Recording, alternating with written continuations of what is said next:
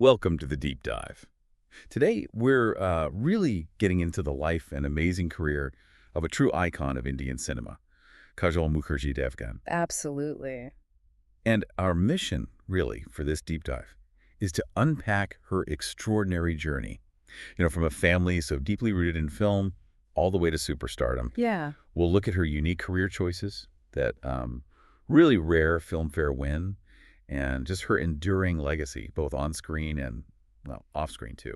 And this is all based on a pretty comprehensive biography of her life. And it's worth saying, while she was born into what people often call Bollywood royalty, Kajol really forged her own path. It wasn't just handed to her. Right. She's seen not just as a star, but more like a phenomenon. People talk about her natural acting, her incredibly expressive eyes.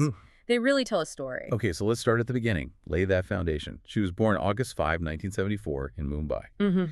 And the family background is, well, it's quite something.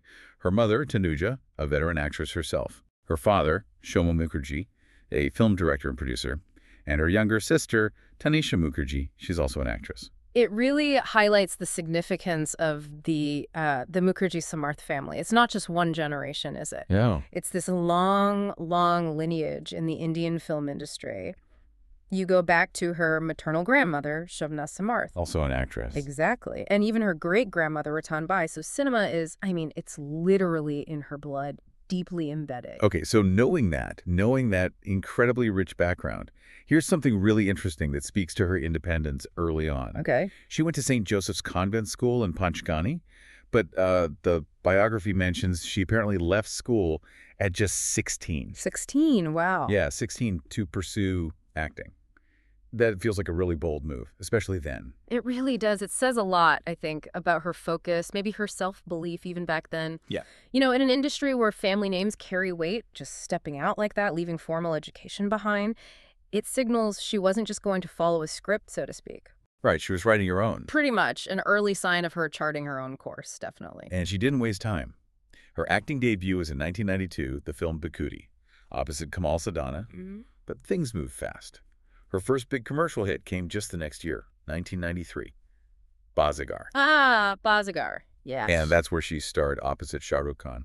The beginning of, well, arguably one of Bollywood's most legendary on-screen pairings. Absolutely iconic. But then the real turning point, the one that just catapulted her into a different league, that has to be Dilwale Dulhania Le Jayenge. DDLJ, 1995. Of course. Yeah. It's still one of the most iconic films in Bollywood history, right? But her performance as Simran... She was fantastic. She just won hearts globally. There was something so relatable yet aspirational about her. It wasn't just a hit movie.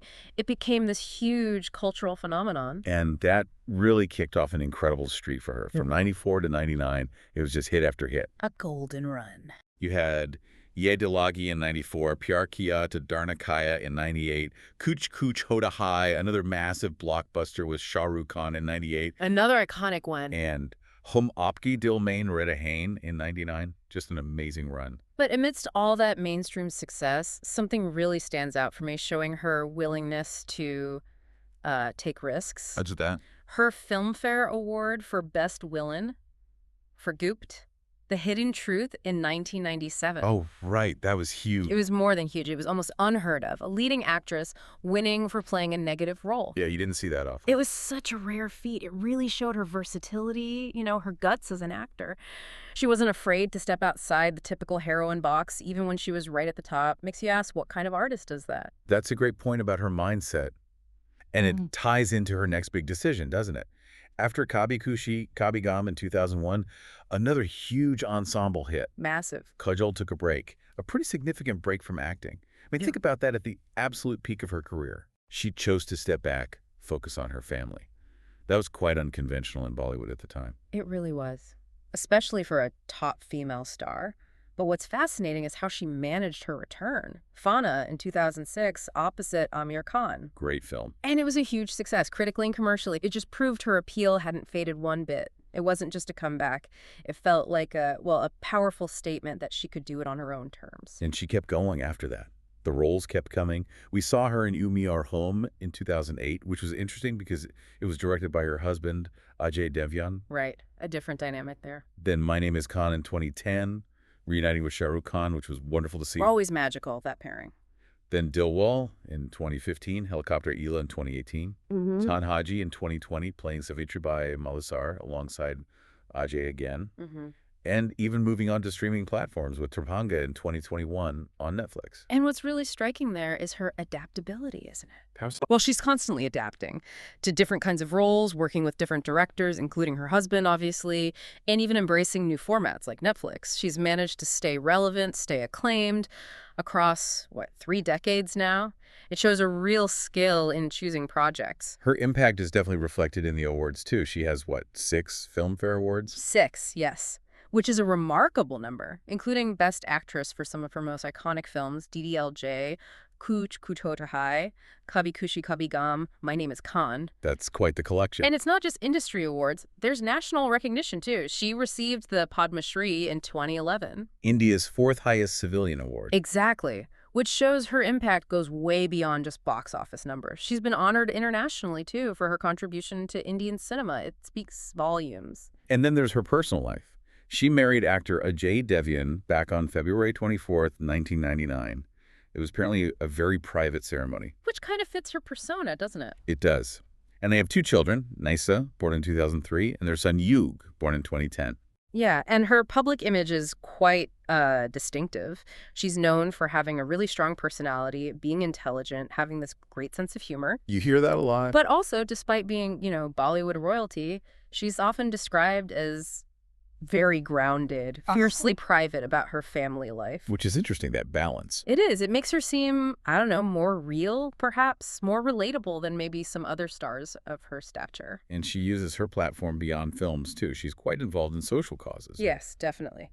Particularly around education and women's empowerment. She's worked with organizations like Pratham, Save the Children India. I remember seeing her in the Help a Child Reach 5 campaign with Lifebuoy. Exactly. Using that visibility for good causes. It adds another dimension to her career. So when you try to synthesize her legacy, what comes to mind? Well, she's undoubtedly seen as one of the absolute finest and certainly one of the most beloved actresses in Indian cinema. Full stop. Yeah. I think it comes down to that combination. Her natural, almost effortless acting style, those incredibly expressive eyes we mentioned, and of course that legendary chemistry with Shah Rukh Khan. Unmatched. Truly. It all cements her status. She proved you could be authentic, make your own choices, and still reach the very top. Absolutely. She has this powerful, enduring presence, both on screen and off. And for you, the listener, I think her journey really illustrates how this unique mix of raw talent, smart life choices, and maybe a strong sense of self, how that can create such an impactful and lasting career, even in a really demanding field like cinema. So here's something to think about. Given Kajol's path, taking those big breaks for her personal life, then coming back arguably stronger, what does her journey tell you, maybe about defining success on your own terms? In any field, really. That's a great question. And maybe also, how does her ability to stay so grounded, so fiercely private, while being this massive public figure, how does that challenge our usual ideas about what celebrity looks like? What can we learn from her way of handling fame? Lots to think about there. Thank you for joining us on this deep dive into the truly extraordinary life and career of Kajol.